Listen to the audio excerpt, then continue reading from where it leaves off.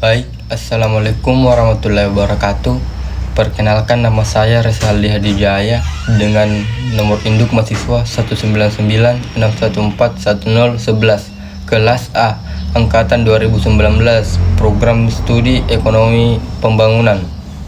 Pertama-tama, di sini saya akan sedikit mereview ulang materi yang diberikan oleh Bapak yang mengenai comparative advantage sesuai dengan pemahaman saya sendiri.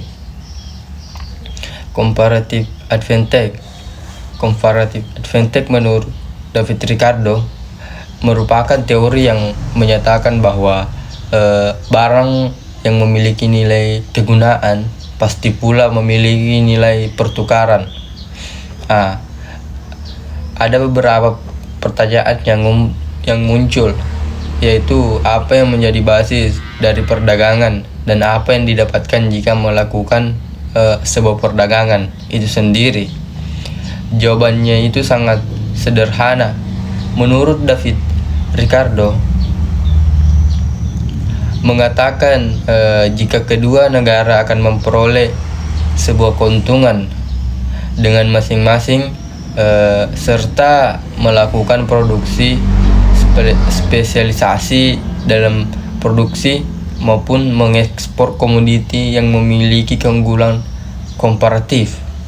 Itu jawabannya. Dan pertanyaan selanjutnya, apakah yang didapatkan jika kita melakukan sebuah perdagangan?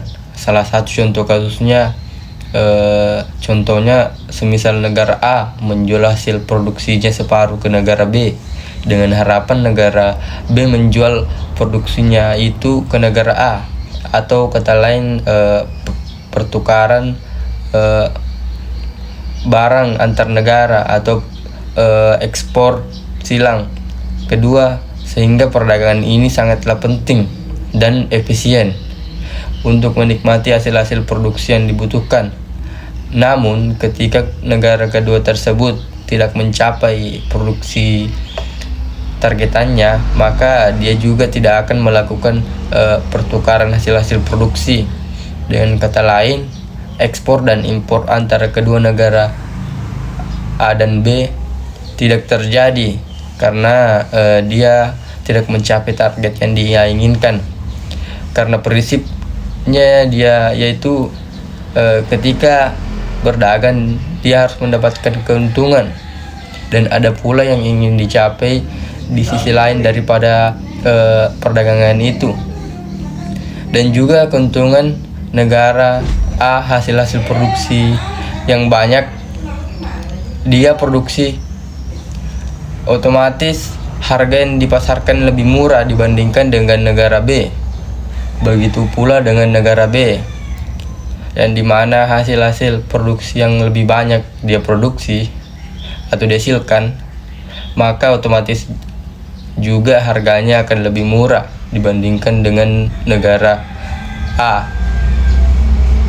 Namun ketika hasil produksi dalam suatu negara berkurang, maka secara tidak langsung harga di suatu negara itu tersebut pasti mengalami kenaikan dikarenakan produksinya yang kurang atau sedikit. Selanjutnya, comparative advantage and opportunity cost memunculkan berbagai asumsi-asumsi, yaitu pertama, hanya ada dua negara dan dua komoditas. Kedua, yaitu perdagangan bebas tanpa adanya faktor-faktor yang menghambat berjalannya proses perdagangan itu sendiri. Ketiga, harga produksi yang tidak mengalami perubahan. Keempat, yaitu tidak menggunakan biaya transportasi atau kata lain free ongkir, dan tidak adanya perubahan teknologi. Dan selanjutnya itu comparative advantage. Comparative advantage ini juga memengaruhi nilai dalam suatu barang, yang dimana ditentukan oleh jumlah tenaga kerjanya yang digunakan untuk menghasilkan atau memproduksi barang tersebut.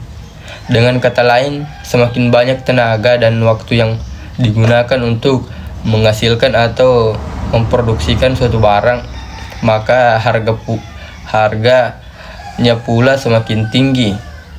Ya, intinya adalah jika kita melakukan perdagangan, maka kita lebih menikmati dan lebih besar keuntungannya dibandingkan kita melakukan produksi barang yang dilakukan di dalam negeri saja tanpa melakukan perdagangan ke luar negeri. Itulah tadi sedikit review ulang materi yang telah dibawakan oleh Bapak, dan saya review ulang kembali menurut pemahaman saya, dan dimana mengenai comparative advantage. Mohon maaf jika ada kesalahan kata maupun pengucapan maupun hal-hal yang lain. Saya tutup dan akhiri video ini dengan mengucapkan wassalamualaikum warahmatullahi wabarakatuh.